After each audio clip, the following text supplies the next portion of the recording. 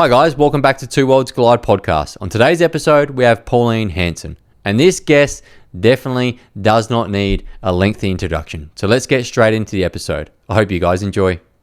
But, I had Heston Russell on yesterday. Mm-hmm. You know Heston? Yeah, I know Heston. Yeah, he's a cool guy. Yeah, he's, he was a great, very, very intelligent man. Very, very intelligent. I did a selection course with him for the Commandos. Yeah. Years ago. And it's just funny to reconnect. I haven't seen him in, when did I do a selection course? 2009. Yeah. That was the last time I seen him. Oh, okay. Yeah. Wow. Yeah. So he's good. But I've had a few meetings with Heston. Yep. He's been to Canberra. Yeah. Yeah. He was talking about when he was going through the Royal Commission. You and Malcolm and a few others were the only ones to give him a fair bit of support. We have with the defence personnel, even Ben Roberts-Smith. I support Ben Roberts-Smith, and he's given a raw deal. So I think it's important to support those ones. They need the support. Can I tell you a quick story about Ben? Yeah, please. So, and I don't really talk too much about this, but it's just something that probably a story that actually has gone untold. But the night of the 29th of August 2012, I was overseas in Afghanistan, and I got woken up. I was back at the main base in Tarin Kowt, and the company that I used to be in was Bravo Company, and they were at a place called Patrol Base Wahib.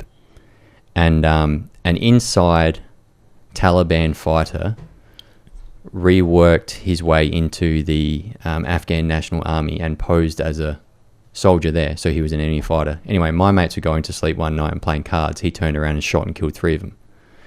And he turned around and what? He turned around with his AK-47 posing as a Afghan soldier and unloaded his clip of AK-47 rounds and shot and killed 3 of my mates. Private Pote, Sapper Martin and Lance Corporal Milosevic on the one night. Right, so he was an insurgent from the Afghan, and he joined... Yeah, so he was an insurgent from with the Taliban, joined the Afghan army, and we called it a green on blue, and it was happening all the time over there. Matter of fact, Obama thought about pulling everyone out because it just was happening too much. Wow. And there was a really, really tough time in Afghan. But anyway, so I got woken up that night, got told... there's 3 dead. It was Bravo Company. I'm like, shit, I used to be in Bravo Company, blah, blah, blah. But the first team they flew out was RS and his mates. So it was a team of 4. And so RS got there. He jumped, and this is one of my mates has told this on the podcast when I had him on. He got into the small base, and he walked in there, and he just took control of the scene. And you imagine it's a pretty bad scene, right? There's probably 15 guys there, 3 are dead, 2 others are shot. They're loading our dead brothers onto the chopper, and RS there is sort of taking control of the scene. He then looked at one of our guys, and said, "Where did the guy go?" Because the guy that shot our guys got away, and they said he ran that way. Ben Roberts-Smith turns to his team and goes, "Guys, stay here. Control the scene." He jumped the fence, ran into an Afghan village full of Taliban soldiers at night by himself, trying to find this guy. Imagine going into a war zone by yourself, trying to find someone. He did it for like half an hour. Everyone was just like, did he really just jump the fence and run by himself? Because, trust me, you don't go outside the wire without like your full force of your team. Yeah. And he ran by himself. And I'm like, man, that guy's got my respect for life. Yeah. For life. Yeah. And it's just terrible what they've done to him. It's terrible what they've done to Hesto. It's terrible that a taxpayer-funded media organisation is going after veterans. I totally agree with you. That's why, my position to be able to speak up for these men instead of just thrown onto under the bus. I'm not backing down on Ben Roberts-Smith. I saw him just a couple of months ago, about 6 weeks ago. Not even that. Yeah. Where were we? Brisbane, I think. Anyway, yeah, Sydney, 17th of December. So caught up with him then. Had a good talk with him, and Anyway, he appreciates it, and I've spoken to his parents. So I intend to keep fighting for him. He's aware of that. Yeah, he's and look, he is a mammoth of a man as well. I remember seeing him one time over in Afghan. We used to wear our body armor, right? And like body armor for me used to cover most of my chest. His body armor covered his little heart. Have you seen him lately? He's lost so much weight. Oh, is he really?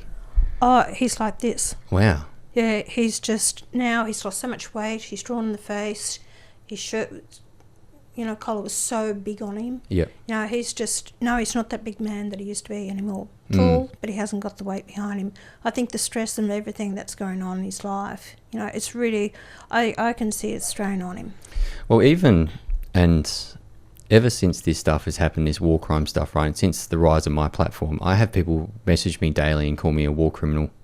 Oh. And like, it's not even, for me, not even like, I didn't do anything. You know what I mean? Like I wasn't in those units that are accused of doing this stuff. But because the media has just drilled any Afghan soldier, it's like I put up a photo now of me in Afghan. I did it on Australia Day.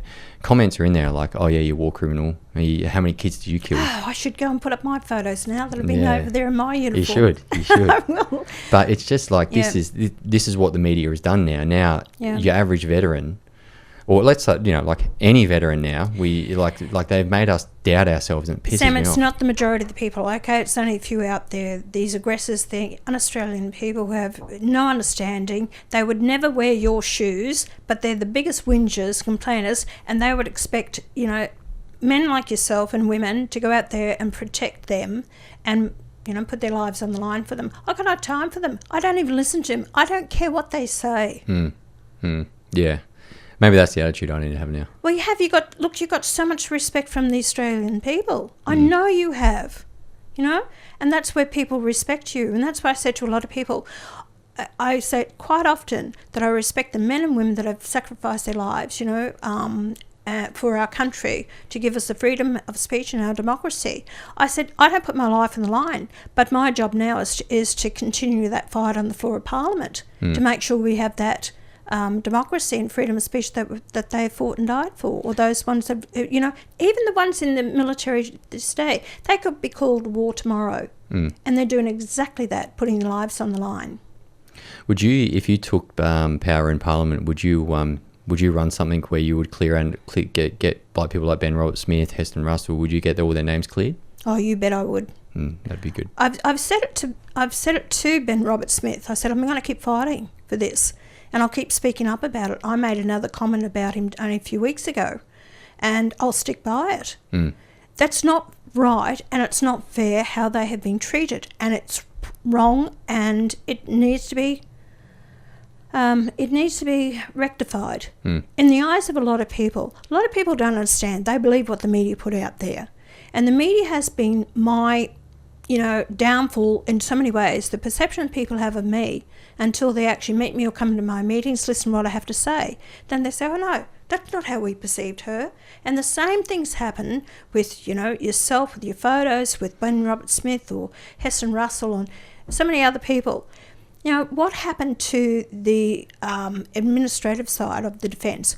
Where are they answering their questions? It comes from the top. And a lot of these departments, government departments, the fish, it's rotten at the head. I like when you said that, because I know that Burton and Angus Campbell, these guys just hung a whole bunch of us out to dry. Yeah, they did. And you guys have lost your medals, but why didn't they? Matter of fact, they got medals. Yeah. They were given medals for this. But for what? They want to accept the medals and take it, but they don't claim that they know what went on. So what did you get your medal for if you weren't actually there doing the work? Exactly right. They got their medals for throwing us under the bus. Yeah. That's what they got their medals for. So I'd love to clear these people's names. You have a right to have your name cleared. The same as me, what they've done to me over the period of time. That's why I keep fighting to clear my name.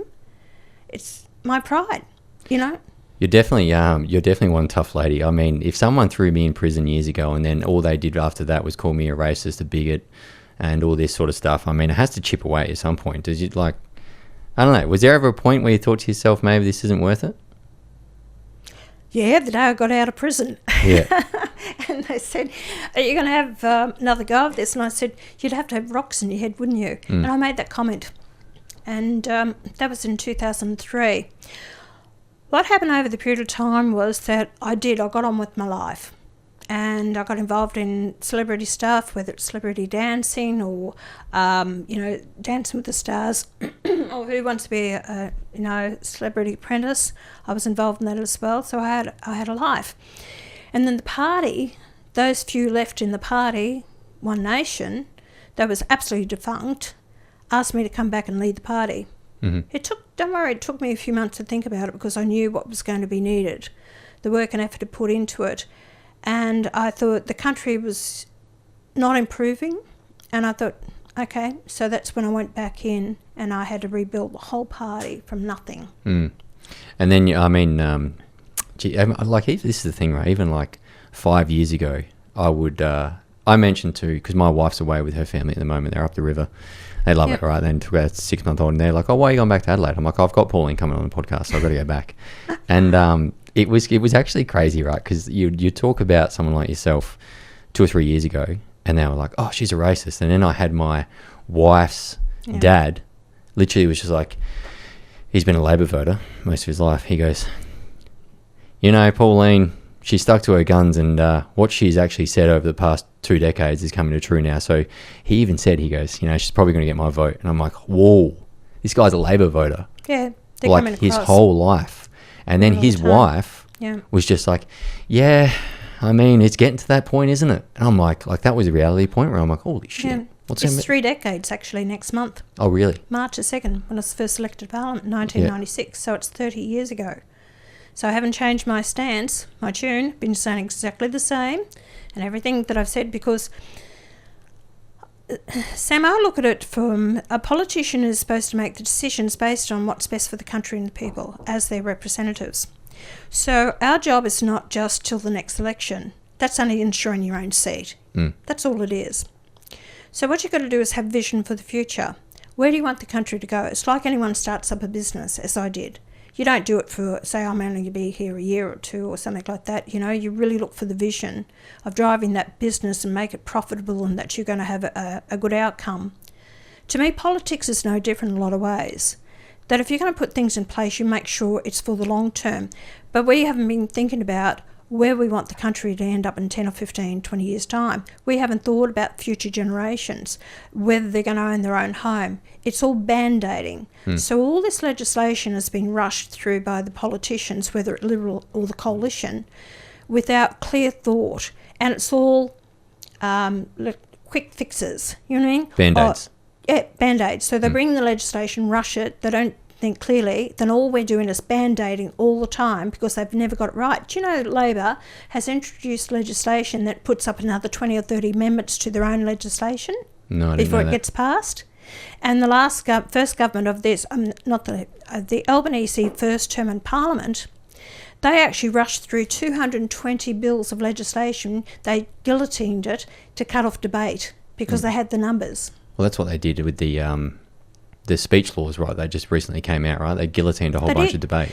Do you know that they had the first legislation that they had, and that was the inquiry was based on that for a few days in the inquiry, and public submissions were taken up until Thursday. It was released on the Monday night. They had the inquiry. Submissions had to be in by the public by Thursday afternoon. 7,000 submissions went in. With the Coalition then and Labor, they changed that legislation. They carved out some of that bill, but it was a completely new bill.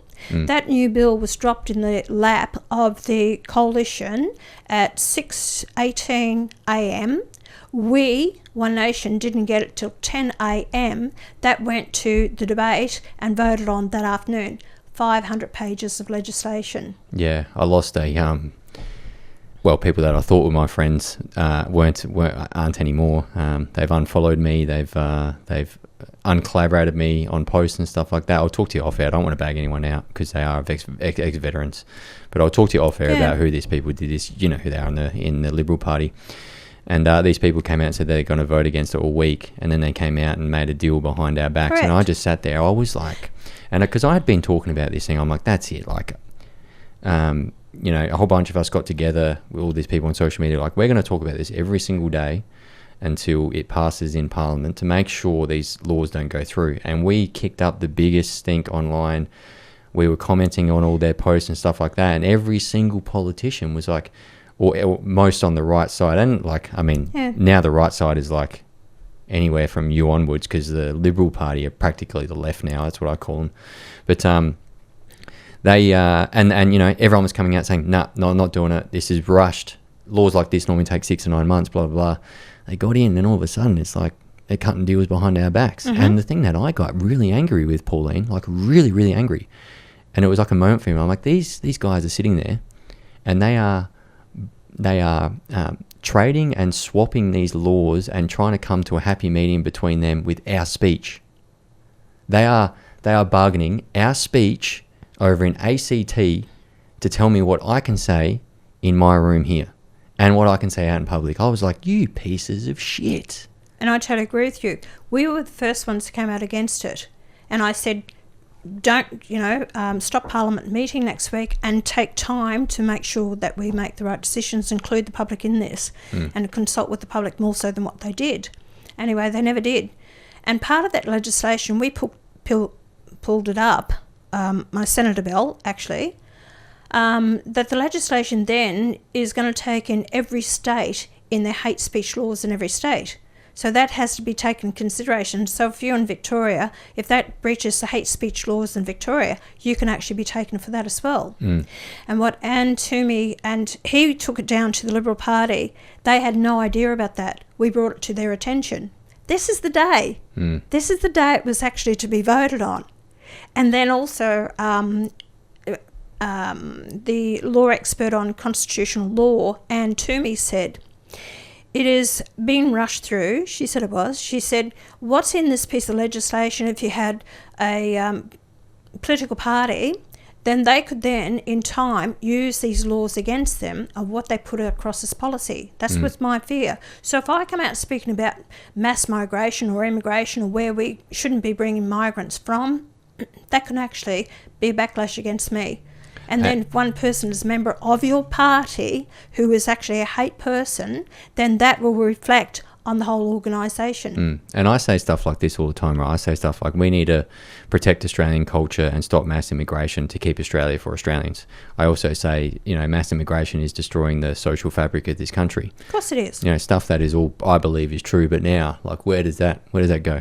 Why can they just come on and be like, yeah, Two Worlds Collide podcast is now a prohibited group? But do you know we what I mean? should be able to say what we want to say, as long as it doesn't create violence. Yeah, as long as you don't go encourage people to go create violence. So totally agree. To have an opinion, to have a say, we have that right to do it. I moved a notice of motion on the floor of Parliament to put freedom of speech into Constitution, voted it down. You weren't interested. Of course it was. Even immigration, I wanted to have the public to have a plebiscite, meaning it's they can have a vote on it, whether they want to have a say on immigration. Shut down. Don't want it. They want to control it. What I find with the major political parties, they're the elitists, and they feel they know what's best for us. You have no idea. We're just going to sideline you. They're too disconnected. Like mushrooms. They're just way too disconnected. Like whenever I talk to, I don't really talk to anyone from Labor and stuff like that, but they just seem so disconnected to the real world of what's actually happening. And they can sit up there in their Parliament House and do other things like that. But like, I don't know, like I don't even know who my electorate is here. Like I wouldn't like even. Most people. Don't even know who represents me here. I've never seen them. Never seen them in a local shopping centre. Don't even know who they are. Oh God. Everyone knows me when I go in the shopping centre. What my friends and everyone family say to me, don't go shopping with her. It's supposed to take 20 minutes. It's 2 hours. Yeah, well, that's been happening to me lately as well, actually. Yeah. No, it's nice. It is so nice because I have, I get a lot of heat online. A lot of people come at me, emails and stuff like that. Other people send stuff to my house, which was pretty alarming one time. So we've made sure we've plugged that gap. But people come up to me. That's probably one of the coolest things about what I'm doing at the moment. Because I'll tell you a story. I had this lady the other day, and I don't like telling this story, and I don't think I've ever told it because I just don't want to sound like a wanker. But I was at lunch the other day, and me and my wife were just like, okay, let's just go for lunch. And we took the little girl out as well. And some lady came up to me. She gave me a hug and started crying. And she's just like, thank you. Thank you for speaking up for me, because people have just been guillotined with what we can say over the past 5 years, and it's just like someone's finally popped their head above the parapet and went, well, you're actually saying what I believe now. And she's just like crying, and I'm like, what the hell? But this is like, and I said to my wife at the back of it, she's like, that was a bit of an experience. I'm like, yeah, but that just shows where we're at as a country.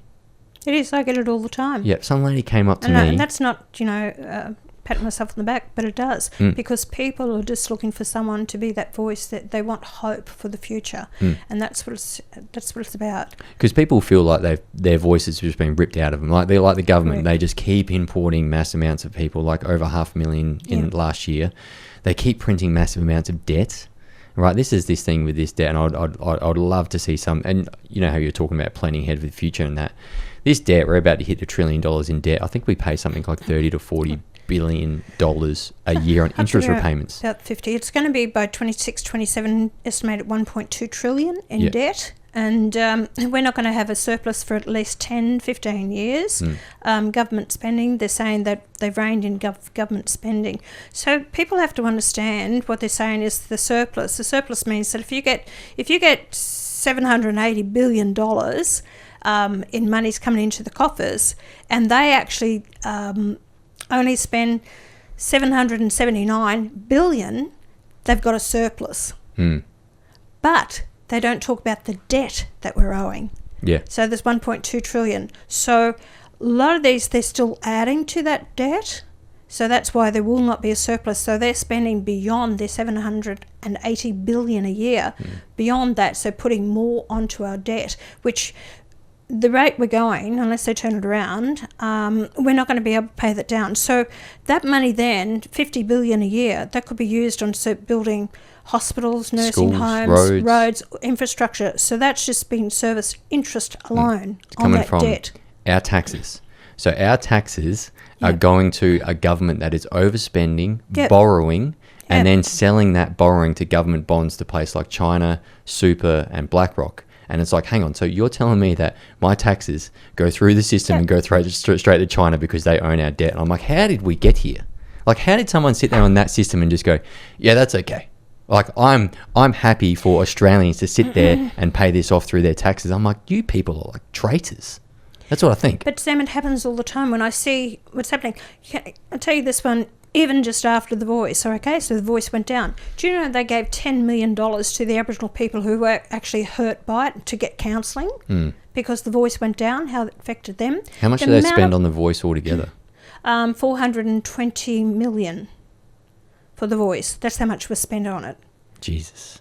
I know, the waste of money, it's constantly all the time. I've called for accountability. There's so much corruption that's going in there. They will not hold it. I call it the Aboriginal industry. The waste of money is just unbelievable. I think it's up to like 40 or 50 billion or something we give them a year. About between 30 to 40 billion. Yeah. But then you have state funding as well, and then you have some local government funding as well on top of it. So the money it's paid into this for 980,000 people that claim to be Aboriginal. There's no real test on it whatsoever. So those people that were claim native title, you have to prove that there's a connection back to 1788. So with those people registered there, it's about 450,000. So we've had more than nearly double people claiming Aboriginality. So there's no real check. There's you can actually self-identify as an Aboriginal. You are actually an Aboriginal. Or a community can accept you. Elders can say, you're an Aboriginal. Get on the gravy train. Really? Yep. I wanted that to be clarified. My policy, Sam, is no definition of Aboriginality anymore.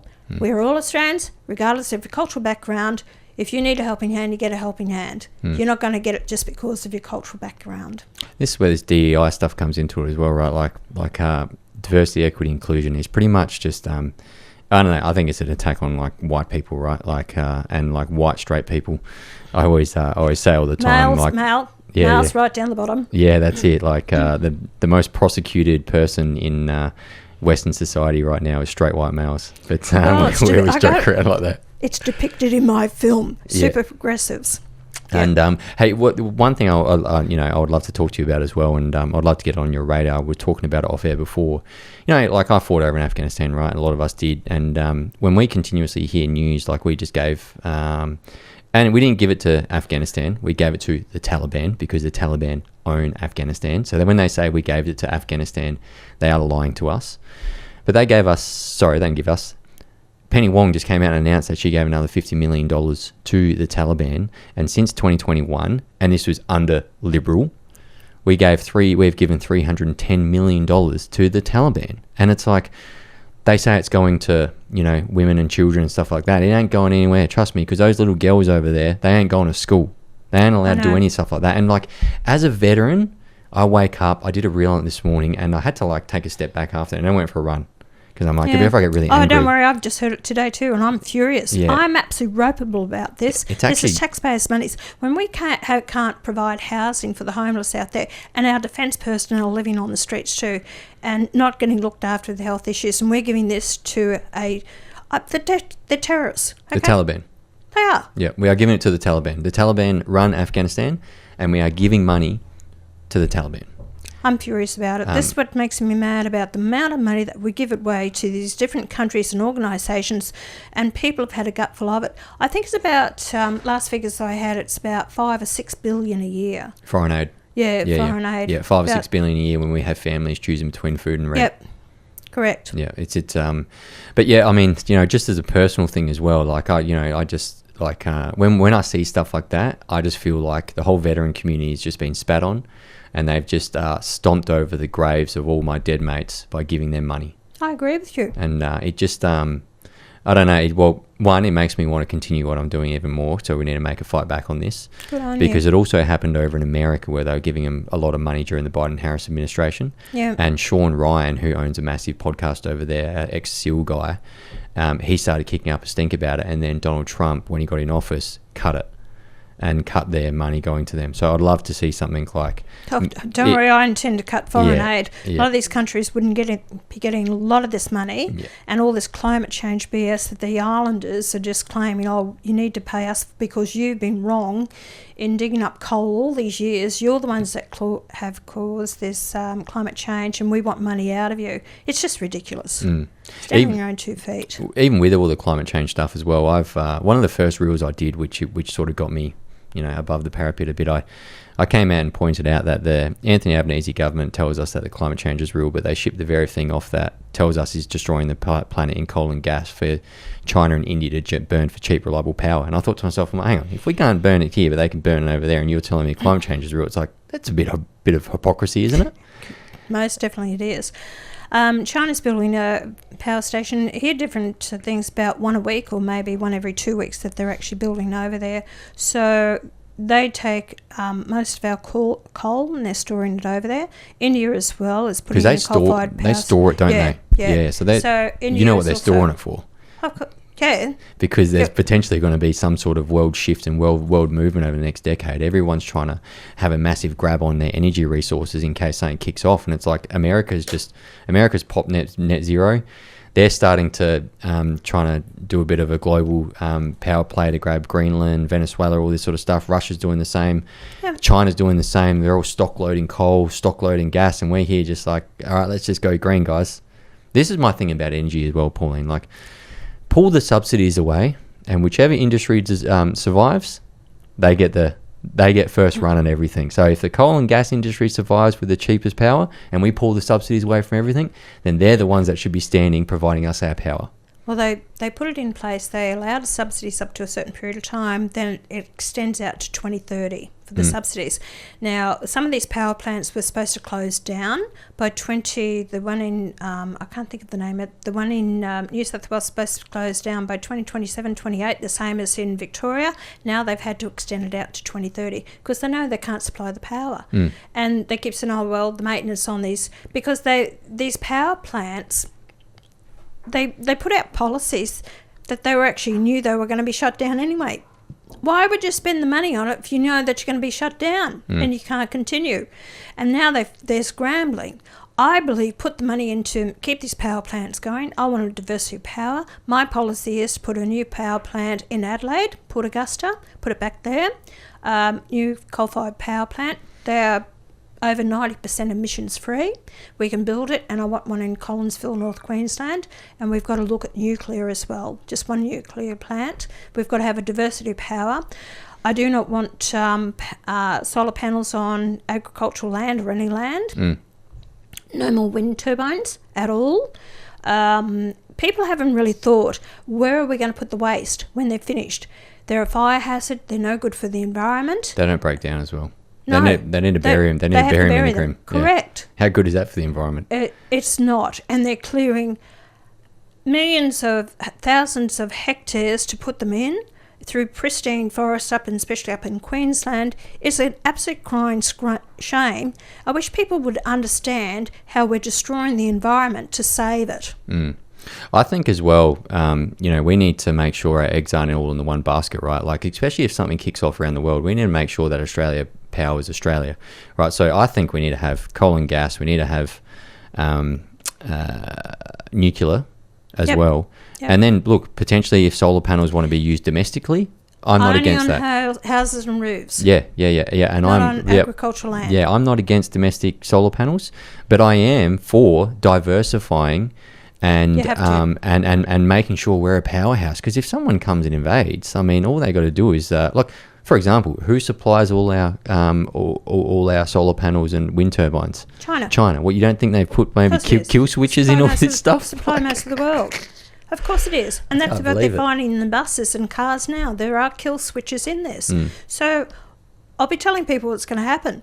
Where they're actually advocating for 15-minute cities or 30-minute cities. Have you seen it? Yeah, that's the...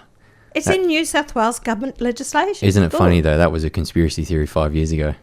No, it's actually... It's real now. I've read it. Yeah. It's in New South Wales. Wow. That's what they're planning for. So these electric cars that you want to buy, I can tell you now that if you go past a point, your car will stop. And you won't be able to go any further past that. Of course, your electric cars that they're forcing you to buy, they're not going to have the power supply all around the place to go. You'll be restricted what you can do, where you can go with it. And what's in the batteries? Lithium and cobalt. Where's cobalt mined from over in Africa in practically child slave labour conditions? It's Correct. Like, guys, are we really saving the planet here? Like, morally, what are we doing? People don't understand this, Sam. They don't. It just sounds good. People get too emotionally involved in it with really understanding the background behind it all to understand what is happening. So people need to get out of their head out of the sand and understand what is really happening, and don't get driven by emotion, because it's going to impact on them. My life, I'm at the very end of, coming to the end of my life. I've had a fantastic life in Australia, I really have. And why I'm determined I've kept going is because I knew what this country was like. To what I see now, it disgusts me.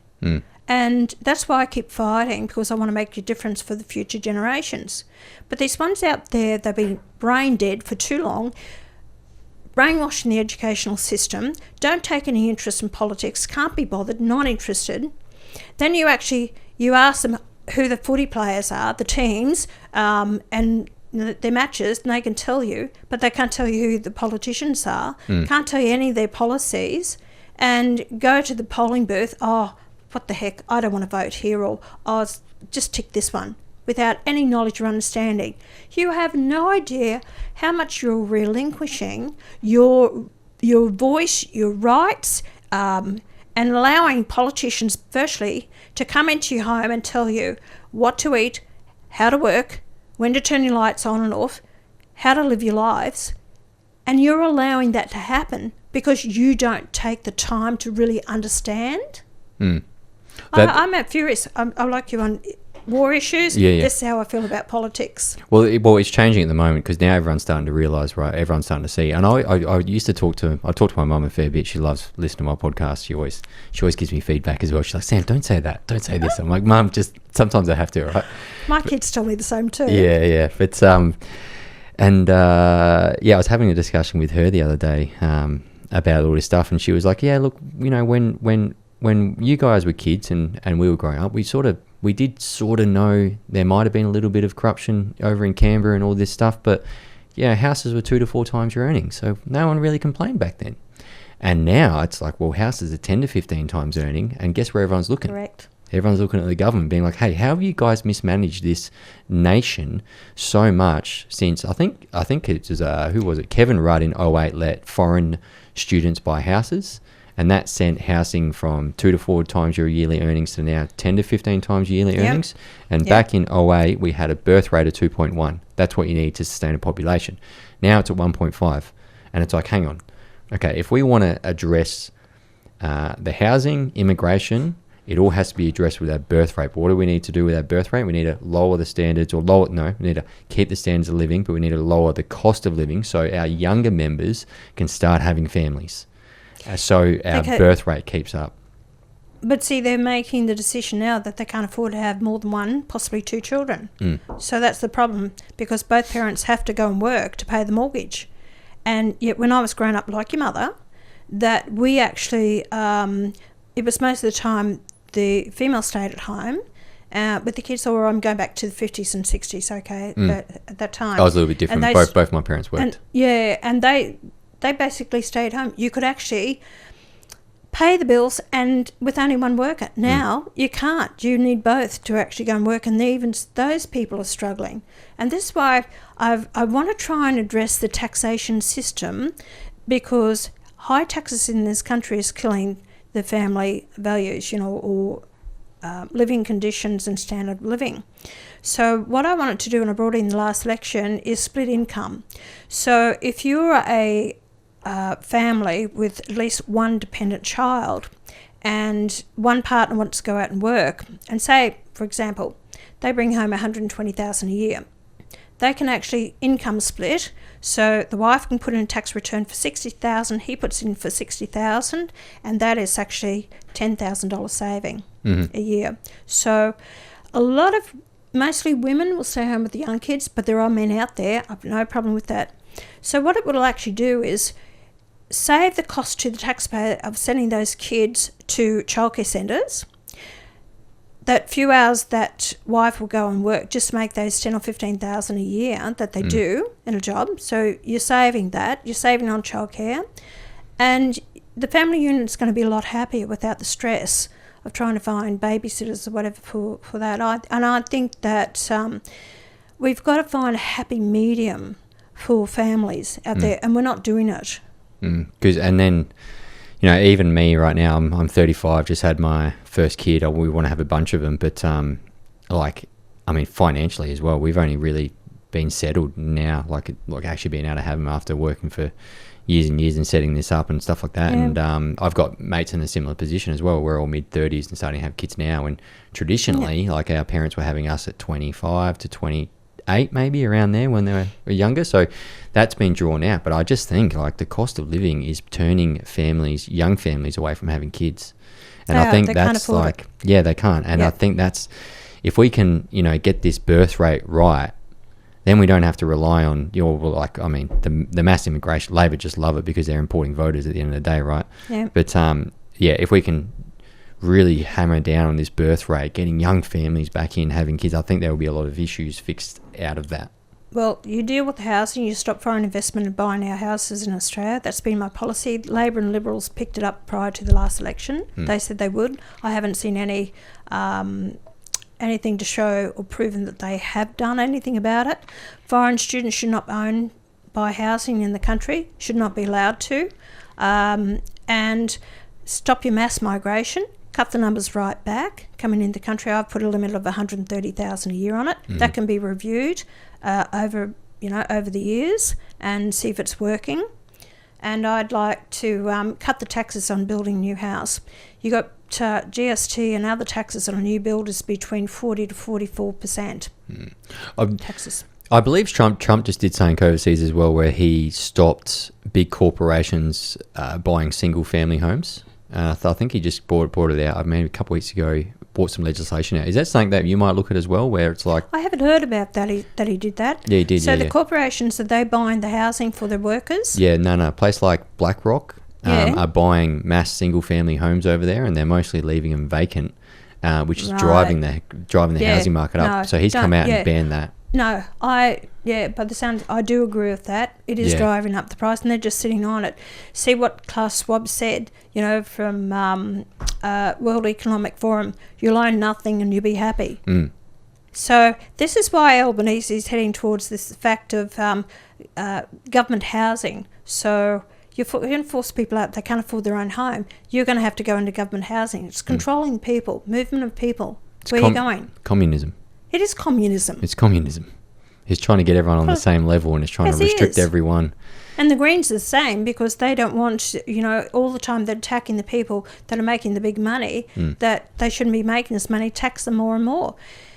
I'm all for, people want to work hard and earn that money. If they're going to better themselves in life, they want to make the money, well, then so be it. They're paying their taxes. Why do we have the tall poppy syndrome? Why do we want to pull these people down? I also think as well, and look, I'm not going to shy away from the fact that I've started to make money off my podcast and what I do lately, and I think to myself, hang on, I'm getting taxed that much, and I'm giving it to the government to then give to the Taliban. It's like, screw you, like, that's my money. You shouldn't be getting my money and sending it somewhere else. Like, I would be actually all for, probably paying my fair share of tax if the government were using it correctly. But I'm like, screw you guys, I'm not giving it to you so you can give it to the Taliban. What was that Kerry Packer said? If you're going to pay, you're a fool if you want to, give your money to the government and have them waste it. I can't remember his exact words, but Kerry Packer was spot on the money when they were investigating him about the taxes that he pays. But I'm all for that, so that's why I want to address the taxation system, and it needs to be. I'd like to see a totally new taxation system instead of the 5,000 or 6,000 pages that we have. Yeah, and we need sweeping reform in this country as well. It's just like you met my mate before. Like, these guys are traditionally like Liberal voters and stuff like that. Everyone's just had enough now. Everyone's like, that's it. Like, we've actually had enough. We're so sick of this, like, this two-party system. It doesn't matter if it's blue or what. Whoever's in it doesn't matter. Like, they just continuously decide to. Feels like they're just screwing us over on purpose. Sam, it's about, like I said, you've got to. Everything that I've come out with the policies over the years is through my understanding, going back from my background. And I grew up in the 50s and 60s. And I was married at 16. I had my first child at 17. Really? Yes. Wow. So anyway, I've had 4 children. Yeah. So I was in a small business with my parents when I was 18 years of age with my husband, with a small baby. Then I've had 2 marriages. So I've had to survive as a single parent. I've had no support from either of my husbands. So I've had to rear those kids by myself. I started up, then I was in a plumbing business with my second husband for 9 years. So I was out there giving him a hand when I could. On new build houses, up putting roofing, guttering, doing all this stuff. So I understand the tradies. We employed 3 tradies. I've been in the cattle industry, so on the farm. So I've had my own cattle. I understand a bit of agriculture as well. And I've actually ran my own small business where I worked that shop by myself 6 days a week. And I only had a girl come in on 2 hours on a Friday night, 2 hours on a Saturday night. It was run-down business. And I had it for 10 years. And when I sold that business, I had 6 on a Friday night and 3 of the other nights just to cope with it. So I built that up. And I was a single mother. My youngest one at that time was 2 years of age. So I understand small business. I understand employing people. I understand apprentices. I understand the farming sector. I understand as being a single parent and struggling, and nothing was handed to me. Everything I've had, I've worked. It didn't come from my marriages. I got nothing. So I understand what it's like to walk away with nothing. And, this is what I bring to politics, because I have an understanding. Do I know everything? No, I don't. And this is why I go out and mix with the people and I talk to people. That's why I relate to people. And a lot of the politicians in there have never employed anyone, never run a business. They have no idea. Do you know, under the Gillard government, only one actually employed people? And I think under the Labor Party now, I think there's only one in there that I know of had some sort of business. They're all career politicians. Correct. It's like, this is like through the unions or through working in it's like the worst type of politician you can get. Like, none of them live down in the real world. Correct. And that's what I'm saying. I'm trying to get real people in these positions who connect with the people, know what they're going through. That's why I've never forgotten, will never ever forget where my roots came from. I watch my father work, where I've got 6 siblings, 7 children. I watch my father work 106 hours a week. 106 hours a week for 25 years to keep his family fed and clothed. And we had a big business. He had a big business, 15 staff. So I grew up in that. I saw the way he treated his staff, and I've done exactly the same with my staff, whether it's my shop or my parliamentary staff. Yeah, this place needs to be run like a business. I keep telling everyone, I'm like, if Correct. If we start running the country like a business and we start paying off our debt, not just the interest but the principal, Correct. you watch like inflation take care of itself, because the government spending will stop. The blue hair department's going to have to go. Sorry guys, but you're not going to get any more funding for whatever you guys are doing. And we'll start to put money back into Australia in the right areas, so then we can start to generate income again. And you watch, inflation will go down. Because inflation, I think, is built off government spending, overspending. This is what Jim Chalmers doesn't get, right? He keeps lying to us all year about this, that, and this. We're on top of inflation, blah, blah, blah. But it's going back that way because we keep handing out massive amounts of money to departments that do nothing for Australians and don't generate any money at all. I'm all for handing out to departments with large sums of money if they bring money back in. But this is a business, Jim and Albo. So stop running this place like a 16-year-old with a credit card. That's what's happening at the moment. They're overspending on a whole bunch of blue-haired departments that just does nothing for us. And this is where the pushback now is happening. Like, I did a reel the other day on Jim Chalmers saying how much he's failed this country. And like, I put it down within an hour. I had like 15,000 likes. Everyone's like, oh, these guys are getting exposed now. They're getting exposed on a massive level.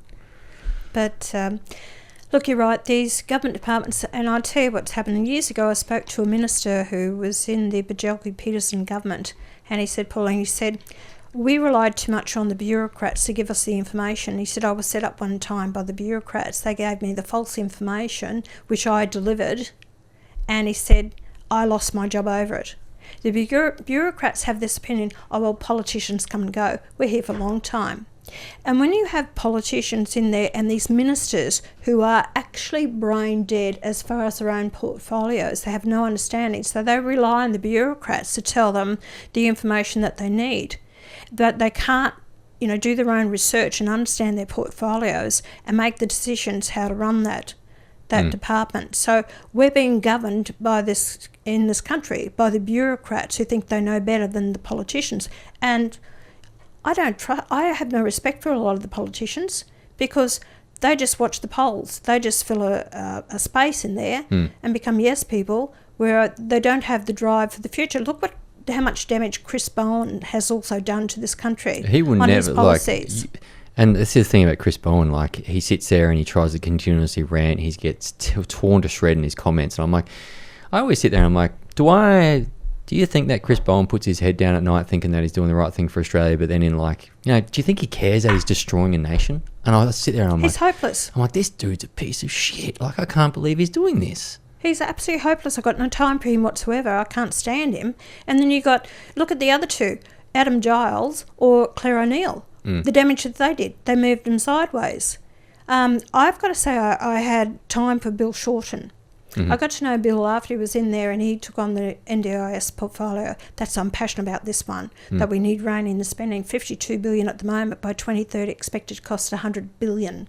There's a couple of kids on X, and I want to reach out to them to get them in here, but they're going all through Western Sydney and exposing these NDIS fraud that is happening at the moment. Good on them. And they are gaining massive traction. It's like some of the money that is being spent with these NDIS programs all over the country, and these guys gangs are set up. There's illegal gangs out there collecting all this money. There's no anyway, sorry. It's worse than the Somali thing happening in Minnesota at the moment with all the exposure happening over there. We're having the same thing, NDIS. One of my mates, I had him on a podcast. He's a really good friend. I can't remember this kid's called the Dharma.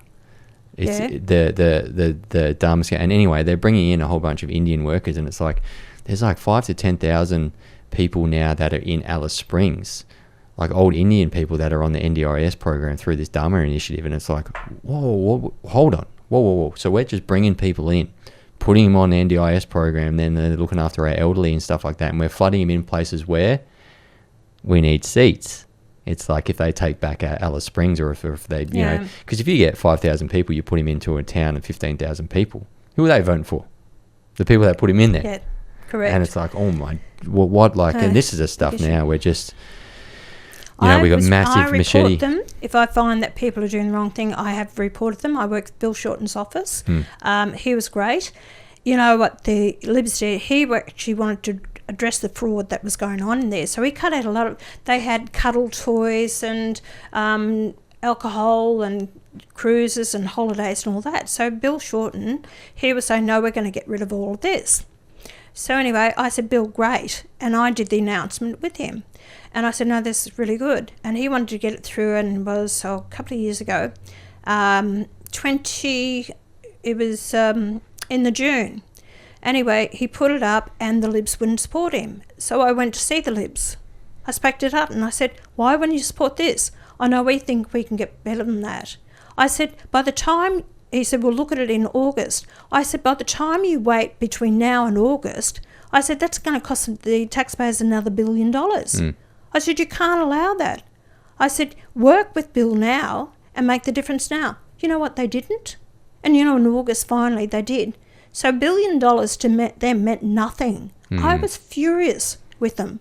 I know, and how far could that $1 billion go with helping veterans with their mental health? Yeah. Do you know that there is a fellow who got out of prison and he got $1.3 million scheme on the NDIS. Another one got $803,000. Another one $100,000. So we're giving these people, and you know what it was? They could walk. They just couldn't be out in the public by themselves because they had an issue with walking around by themselves. And then... they get taken on trips or holidays, or it's out of control. And there was one woman, she actually worked, I reported this, okay?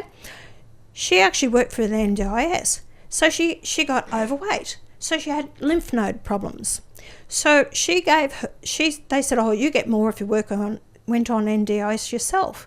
So she went on NDIS. They gave her a $650,000 a year plan. Nothing health-wise, just overweight. She had to be pushed around in a wheelchair. Anyway, she then she bought first tickets for a family come out from the States. She bought tickets from, and I have photos and everything. I had all this. She bought tickets to a corporate box at the footy match for $45,000 to take a family there. This is all NDIS paid for. Really? She bought alcohol for Christmas presents, $200 and $300 worth of alcohol. She had these carers, which was her friends, just to be with her. Anyway, I reported that. There was no, when the money's given to them, there's no, where you spent the money. They just hand it over because you can actually spend your money how you want to. Anyway, she was actually investigated for that. So it was reined in by all means, but she didn't have to repay that money. Jeez. Sounds like I need to start drinking a lot of beer and eating a lot of cake and not running anymore. Then I can go on NDIS.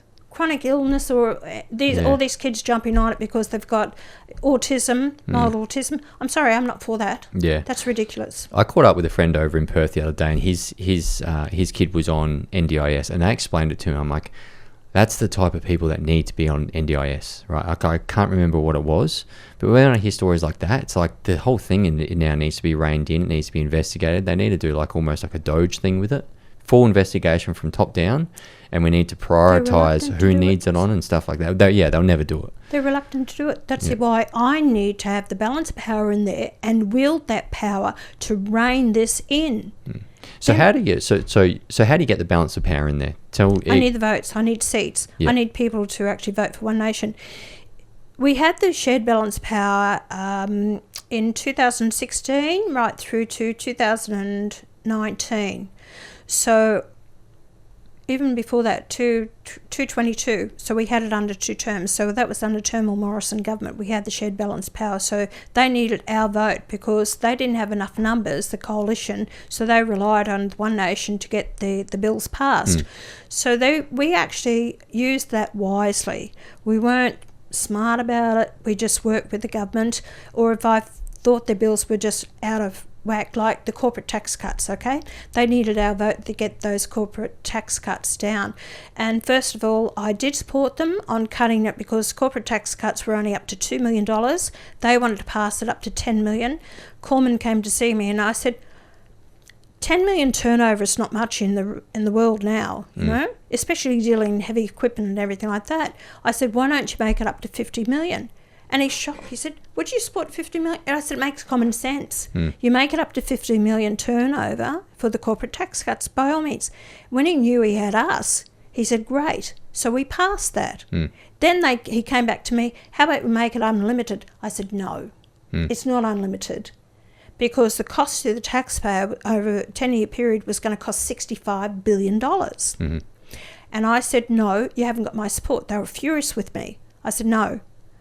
And anyway, what I said, you never know what's going to happen. There might be a change of government, or you actually might have a, catastrophe. And I said, if you've got $65 billion to waste and hand out to these corporates, I'd suggest put it into infrastructure. Guess what happened? COVID. We did. And see what's happened to the country since. So I was right in what I did. And guess what? They came out, the head of, I forget what organisation, Treasury or whatever, they said the money should have been put into infrastructure. Buying infrastructure back. So that's exactly what I predicted, and it happened. Instead, we just printed $300 or $400 billion and gave it to a bunch of people to sit at home when they had the cold. Correct. And now we've got inflation through the roof. So having that balanced power, you can actually determine the legislation. Like we worked with them very closely on the Australian Building and Construction Industry Bill, which wasn't too bad, but Malcolm and I did 3 months' work on that, investigated. So we took better legislation to them, amendments to it, which they implemented was far better for the industry. So it's about working. Do you think you're selling yourself short with just saying you've got the balance of power when you've seen the recent polls? Do you think, because like the recent polls I looked at, I'm like, oh wow, if there was some yesterday, I mean, it would be neck and neck between you and Anthony Albanese. I mean, the Libs have just died off. They're irrelevant now. They have. Sam, you never count your chickens before they hatch, and you don't get a swelled head. It's very early. It's very, very, it very, 2 very years early. outside the election. Don't get a swelled head over it. I've been in this game for 30 years. Not constantly. I was out of it for 18 years. But what I'm saying is, you have to keep your feet on the ground, understand what's going out there. Anything can change. A day in politics is a long time. But we're going to strive towards getting more people elected to Parliament. If we can get the balanced power in the lower house or in the upper house, it will make a big difference, because they will not be able to just go and push it through whatever they want. So it's having that's what the House of Review is, that we are there to oversee the legislation, make sure it's right for the country and for the people out there. You may not agree with everything that I say. You might think I'm going to be too tough, because I tell you what, I will be running in welfare as well. You won't be on welfare for 20 or 30, 40 years without having a job in between. It's not going to happen with me. And I'm good. I like that. I'm upfront with people. And you won't be getting your NDIS just paid willy-nilly because you've got a sore back or something like that. That's not going to happen.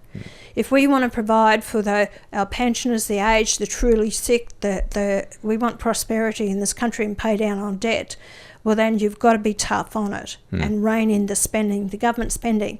I won't have as many bureaucrats. I agreed with Dutton when they said cut the public service. And I agree with that. Oh, yeah. Like Karen, she's getting $532,000 a year to censor our speech online. I read that the other day. I'm like, we're paying her $500,000?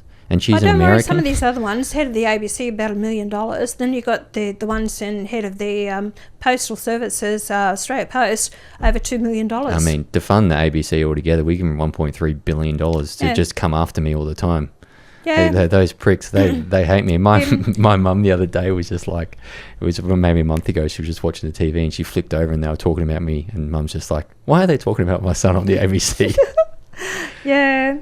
No, we've got to rein in all that spending. That's what I will do. Yeah, I mean, I don't mind a fair day's pay for a fair day's work, but stop taking the mickey out of people who are struggling to pay their bills out there, and these exorbitant what we're paying even to these vice chancellors of universities are on $1 million plus a year. Did you know that? No. Do you know that universities are also a not-for-profit organisation? Yeah, so they don't pay tax, and they're getting all the money from foreign students. Plus, we're also topping them up with billions of dollars. There's also lobbying groups, like transgender lobbying groups, that are getting government-funded subsidies back to them to lobby back to the government. Money. I'm sorry. All this be cut. All these grants. And this is like this needs to happen, because like I said before, I don't understand, money and finance too much, but I understand if you overspend too much and we are printing and then borrowing debt and selling that as government bonds, then that goes to interest repayments. That is less money for schools, roads, children, whatever. But also as well, that overspend is adding more dollars into circulation. And what does more dollars in circulation do? Inflation. There's more dollars competing for the same items. That makes this water bottle go from $3 to $4. Yep. And it's like, guys, we need to make sure we rein this in. So, and it's the government spending. It's the government spending with it all. And if we don't realise that, and if we don't have someone in that reins that back, then, I'm sorry, this would be $10 or $30 or $40 in a few years, and everyone would be looking around like, well, we don't need an army anymore because we don't need to defend our dollar because it's shit. Sorry, that was a quick rant. A lot of words there. Yeah, and Sam, the other thing that I'm very passionate about is also the family law courts, to rein that in, to address the inequality I think that's happening in our system, child support. But the other one that I really want to have protect is the farming sector. Yep. And our industries manufacturing. I want to reboot this country to get back our industries manufacturing, stop them from going overseas because they can't afford the electricity they're paying here. Well, and also as well, these net zero trading, and like they're trading carbon credit like stocks. That's and ridiculous. Blokes like Twiggy Forrest get rich over it, and he's a massive supporter of his billionaire that supports the labour sector, and he's getting rich off stuff like that. But my mate, who's in country New South Wales, is about to shut his farm down because he can't pay for these carbon credits. And it's like, is this just an attack on farmers all around Australia to make sure that they rein all the food and all the cattle into these big industries and take this small business and small farms away? And I'm like, that's what's going on. Because my mate is now going to have to shut his farm down because of these carbon credits, net zero bullshit. Yeah. And it's like, how are we saving the planet when China and that they've agreed to reach net zero by 2070 or 2080, whenever it was? Like, I mean, I just get so frustrated with this. I want to, the last part of this podcast, we've got about half an hour to go. Yeah. I want to talk to you about a couple of things that is, a couple of topics out there, but I think it would be really good for me and you to address. Now, the first one I want to address, and just let me have a couple of minutes here as well, because I understand that billionaires are behind every party, right? I'm not naive. And the left always love to come out and say, oh, but Pauline Hanson is backed by Gina Reinhart. And I'm like, okay, well, I know that. I think his name's Sam Holmes Court or whatever his name is. Yep. Yeah. Okay, well, him and Mike Cannon-Brookes are the main contributors to Climate 200. Climate 200 gave David Pocock $852,000 to get his seat in 2022. He also took a whole bunch of other money from Mike Cannon-Brookes and other green billionaires. All the Till ladies, they took $12.1 million to get their seats in the last election. Labor Party and the Greens take money from Twiggy Forrest and Mike Cannon-Brookes. So it's fine when the left side of politics is backed with billionaires, but when yourself comes out and you're like, oh, she's flying around on Gina Reinhart's jet, it's like, hang on, you're backed by billionaires. So if Pauline Hanson has a billionaire behind her named Gina Reinhart, aren't you being a bit, that's a bit of hypocrisy I see there. So I guess, can we discuss your relationship with her? Of course you can. Yeah, no problem. I've got nothing to hide. Yeah. What's it like? What's she like? She's a lovely lady, quite a very patriotic Australian, and she's actually, it's taken over the years to get to know her, and she's very much behind me, and I really appreciate it, Sam. I'll tell you why, because all these years I've had to struggle, and we've had to go out and do our fundraising, like the sausage sizzle or selling our merchandise, or from the mums and dads who become members of the party, and we've had to do that because we didn't have the big corporate backers. Never did have. And this woman saw something in me. She believed in me. She's been watching, because she is a real backer of Australians. If you look at the Flying Doctor Service, she funds that. She funds the Olympians. She funds schools. I heard the Royal Flying Doctor Service would be under if it wasn't for her. Correct. Yeah. Yeah. Even, the farming industry, she's now, taken over that, I can't think, Kidman Station. Yeah, they're the biggest landholders in Australia because they own all the cattle stations. Correct. Yeah, that was going to be split up. She bought it. They were going to cut that all up, but she actually bought it as fun. Probably to sell it to foreign investors, I bet. Yeah, wherever they can get it. So anyway, she actually bought that up. She poured that much money into it to rebuild it and employ people. She's improved the whole premises over the years. She started up, with the cattle industry, with export. Where she's taken that is just fantastic. She's now started the footwear, Rossi and Kidman, clothing, footwear. So she's got jobs going in Australia. Her background was from her father, Hancock, and he actually had the leasing over there of Western Australia. Not that I know, a whole lot the guts of it. So anyway, a little bit that I do know. Anyway, when he passed away, she basically had the rights over this land for mining, but she didn't have the finances. So she had to go begging, borrowing, sleeping on the floor to make it come together. And when she kicked off that business and she got the funding for it, she had to take a risk on herself. And then she actually, 8 of them, I think there was only initially 8. Do you know she employed over 4,000 people now? I've heard that. I heard she's a big veteran fan as well. She actually employs a lot of veterans. She does. Yeah. And she looks after them as well. So she's just this proud, patriotic Australian. And she sees that in me. She respects what I'm trying to do. And she used to be a supporter of the Conservative. But, they're not. There is no Conservative. Correct. It's like everyone else. You're fed up with it. Where have you taken this country? They don't even know the difference between a man and a female, so they're not Conservative. That's another argument, isn't it? Debate. But what I said about Gina, what I love about Gina is that Barnaby and I were visiting her in Queensland. And, of course, the floods happened up Julie Creek. I'm just doing 3 weeks ago or so, a month ago. And she said, I think you should go up to Julie Creek. And I said, yeah, I'd love to.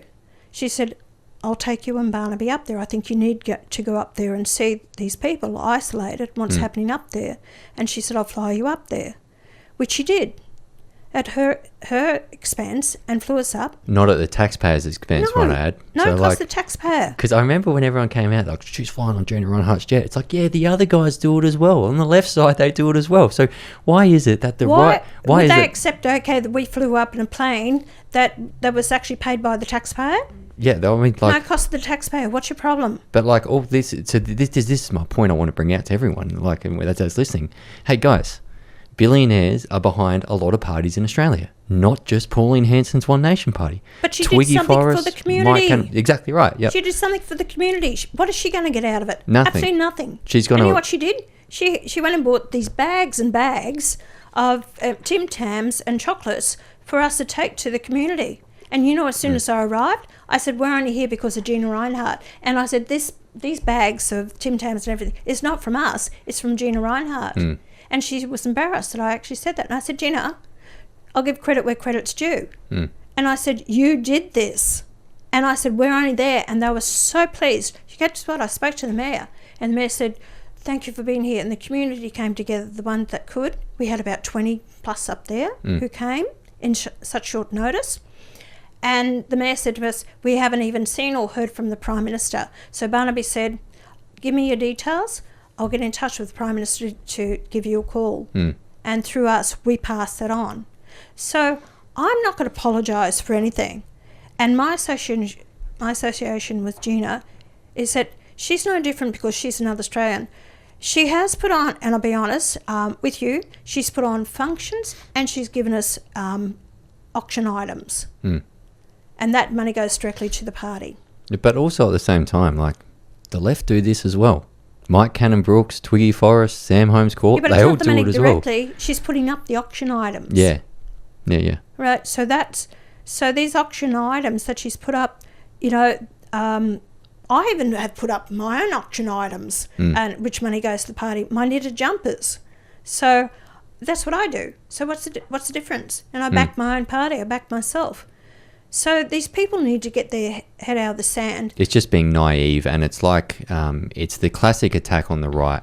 Oh, they're backed by billionaires. But unfortunately, now the green billionaires are now backing the left, like Mike Cannon-Brookes, Twiggy Forrest, Sam Holmes-Court, all these guys. Guess what?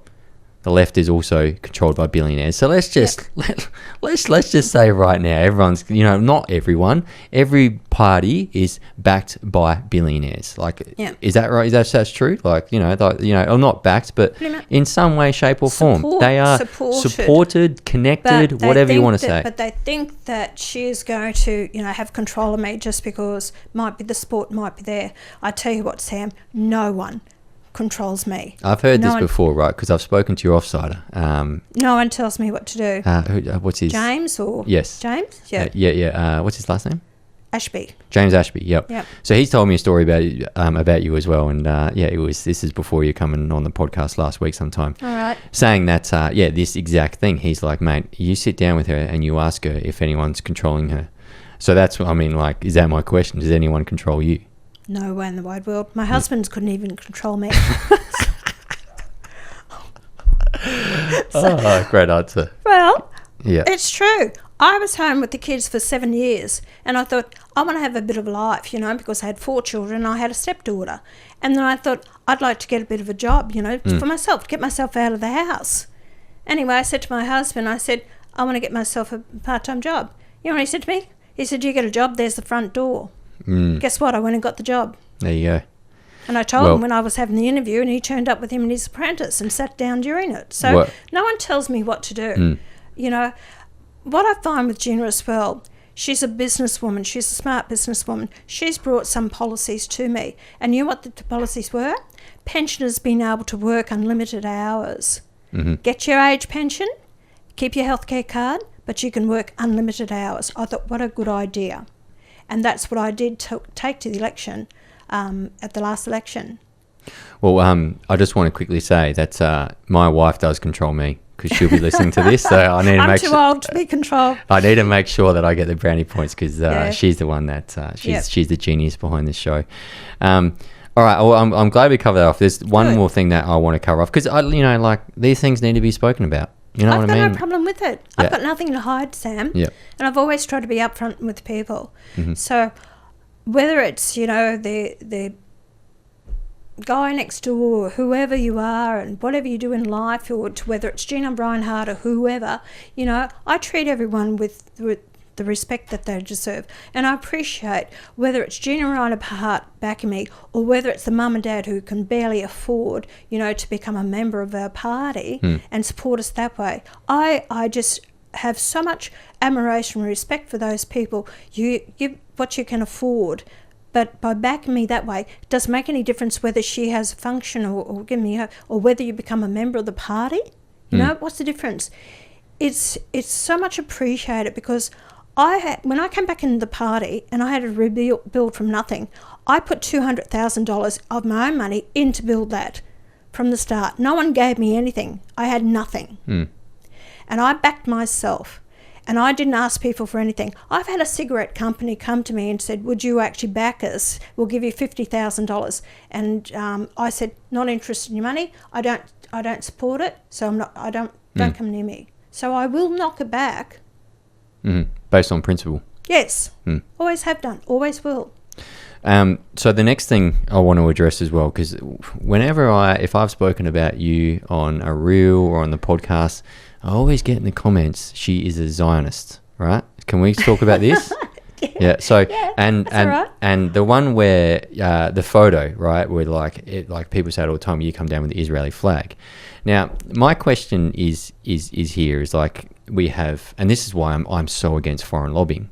Right? Like, to me personally, foreign lobbying is a government lobbying to our government through legal lobbying in Australia, and they're lobbying for them. Like, hey, hang on, this is Australia. It's Australia first until we die. Foreign lobbying needs to go. But and to me, this Zionist or like Zionism, I heard some other lady, she's a national senator in Victoria. I don't know her name. Bridget McKenzie? Yes, she's come out. She's like, I'm a Zionist. And I'm like, well, hang on. Okay, so Zionism on face value, or what I think it is advocating for the Jews to have a home state or like somewhere in the world, which is Israel.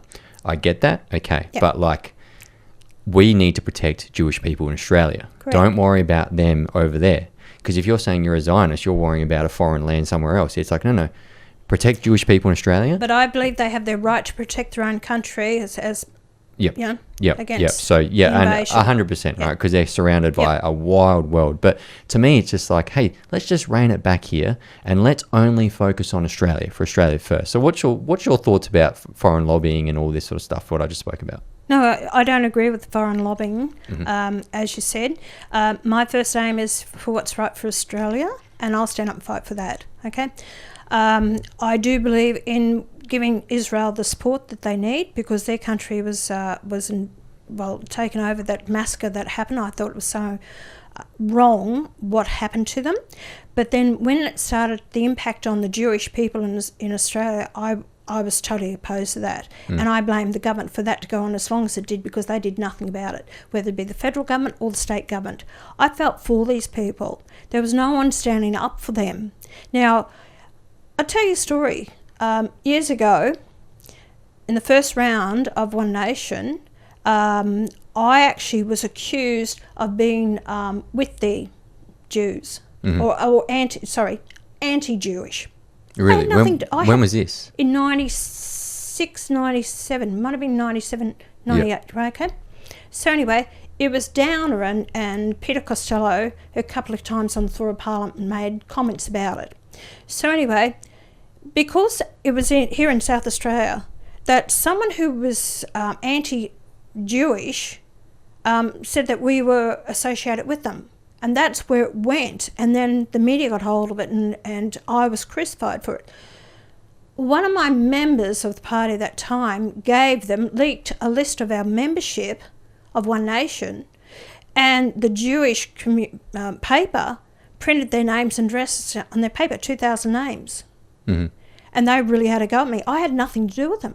Yeah, I didn't know what the hell they were going on about. So anyway, I copped a big backlash from that. I could have remained and said, no, look how you treated me years ago. But I don't take that attitude. And my attitude was, the Jewish people were wrongly treated in this country. The students at university, the kids on the streets trying to go to school, the way that the graffiti, the bombings and all the rest of it. And I really didn't hear anyone standing up for them. I'm not interested whether they're Jewish. They are Australians to me. Yep. Agreed. And that's the end of the day.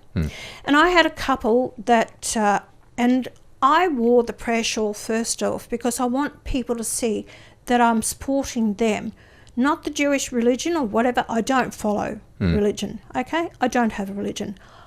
My main thing was to support Australians that were wrongly treated, and a weak government and premiers that didn't stand up to it. That was the thing. And when I wore that shawl and I put that scarf around my neck there one time into the chamber, I was told to take it off. But this couple in the gallery, they stood up and they just said, thank you, over the top of the gallery. They met me later, actually, I was down, they happened to be there, they came up to me and they said, we're actually from Victoria, we're doctors, we're a doctor. They said, this country is not the country that we want to be part of anymore. They said a lot of us are thinking about leaving because of the violence, what's happening out there. And I said it's wrong, it shouldn't be happening like that. And, you know, these people were trying to reach out and they were so grateful that at least one member of Parliament had the bloody guts to stand up and fight for them. And I don't regret that. And I'll do it for, you know, whoever. I don't care, you know, what your cultural background is. If I think that the wrong thing's been done by you, as far as I'm concerned, if you're Australian, you give your, you know, love this country, your loyalty, and you come here to make it your home, I'll stand up and fight for you too. No, yeah, I totally agree. My biggest thing with that conflict overseas, and I don't want to get too much into it because I don't want to give it any airtime, I just think it's overseas. Like, let's just worry about keeping Australians, for Australians and protecting Australians. Whether that be, you know, through like but those might be the Jewish marches community or should whatever. never have been allowed, and flying those flags should never have been allowed. I don't want to see other flags on our streets in protest. If you want to protest, get on a plane, go over there and protest in their country, not here. This is where the division happens in our nation. The only flag that should be flying is the Australian flag. Yeah, no, I totally agree. And it's also as well with you know, like this foreign lobbying in government, and it's like, I just, like, all I want at the end of the day, Pauline, is just for someone to stand in there and be, I'm Australian first. I don't really, look, they have the right to exist over there, but at the end of the day, we're just going to worry about you guys, and we're not going to be controlled by some outside source or whatever. It's not about being controlled, Sam. You also have to work with other countries, whether it's trade or defence or allies, or, you know, you have to work together as far as that. It's not foreign lobbying. I will not sell this country out and allow foreign investment in Australia. It's actually going to be detrimental to us. I think that we need to take over a lot of this and get rid of the foreign investors, that we should be actually utilising our people and our services and prosper our country before foreign investors. And this is where the government has given away a lot of our sovereignty here by allowing them in, just because they might build, you know, a few plants or whatever, and they see dollars and a bit of investment at the end of the day. That's going for years and years and years, and we see so much money leaving this country in royalties or gas off the Northwest Shelf, which I've fought for, or mining, whatever they're doing here. We're losing so much.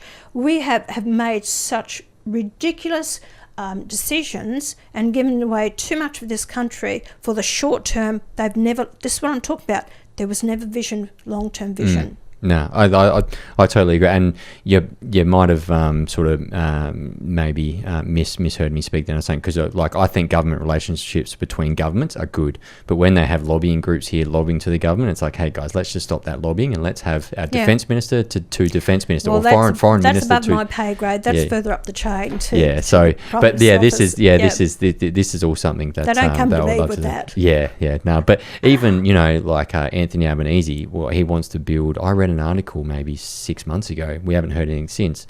He wants to build 1 million homes in Australia and just have Indians. It's like, how are we allowing that? How are we allowing that to happen? It shouldn't be allowed. Not at all. Indian investment in here. Like, he doesn't want to back our own people here, our own builders, and we're going to bring. And you think these people are just going to go home? You think after they build their houses, they're just going to get on a plane and go home? I don't think so. It's another way to flood us with half the bloody planet. Well, I'll just tell you this. They estimate that it's about 15,000, these foreign students that come into the country. They actually sign on to do this course. They drop out within the first 6 months or a year. They then say they're going to change the course to go on to a vocational education or training course. Then in between, they apply for a different visa. They get a bridging visa. We've got nearly 400,000 in the country on bridging visas. The bridging visas, these students also take up ABNs, and then they start their own business, and they go and work for someone else. We've got estimated up to 15 billion a year is being sent out of the country by these foreigners. That's wild. It is unbelievable. A lot of things, people don't understand what's happening, and we need to stop that. And they use it as a backdoor to get permanent residency. And I'll tell people now, as far as citizenship, you will not be able to get your citizenship for at least 10 years. You've got to be in the country at least 10 years. And even that, some things I'd consider, if you're not an Australian citizen, you won't have access to in Australia. Yeah, I mean, I actually think that citizenship should only be given now if you're born here. I don't think that someone should be able to be given citizenship. Like, that's the golden ticket. Citizenship now is a golden ticket in this country. If you are born here, you're allowed to have a golden ticket. But do what Dubai do. No one's allowed a citizenship over there. They're just all permanent visa holders. So why is it when Dubai do something like that, they're not called racist, but when I want to come out and say something like that in a Western world, it's like, you racist. Yeah. And it's like, what? Yeah, and then your loyalty, and then they get elected. Do you know in South Australia, I don't know if you know, they're allowing foreign students in the country, or people on a visa here for 3 months to vote in your council elections. Really? Did you know that's been happening? Really? Yes. So it was only about a year and a half, 2 years ago that I spoke about this. I've been pushing for this to change. It was brought to my attention, and it's only now what I've heard is the Labor government is going to change it. So you've got people here on your councils who are not even Australian citizens as mayors and positions on councils. And the foreign students, they were going around lobbying them to get their vote for the council elections. Didn't you know that? No, I didn't. It's the only state that I know of. Wow. So hopefully I'm getting that change. But ask questions about that. It's your state. Thanks very much, Peter Malinowskis, you dork. Well, I've been pushing for it, so I think he might be finally turning around, but it's something that One Nation have done. Yeah. We've done that. Yeah, that's awesome. Pauline, we're going to wrap it up there. I just want to say thank you very much for coming onto the podcast. I really appreciate it. And yeah, I mean, it's a really hot day in Adelaide, so I do appreciate you travelling out here and getting it done with me. Not at all. I hope you've learned a bit more about Pauline Hanson. Well, I just like I've always been a fan. I've always I'm a fan of a lot of politicians out there for what they stand for. Bob Catter. Yeah. I know you don't get along with Gerard Rennick, but I'm a fan of Gerard Rennick as well. I think he's got a fantastic mind. And there's a few others there that I like, but yeah, I don't know. It's just good to meet someone like yourself. Finally, to put a name to, or to get to know you other than what they perceive you in the public eye. Yeah. And I knew that you were. I knew that what I was going to get with you, and it didn't disappoint at all. So thank you very much. My pleasure.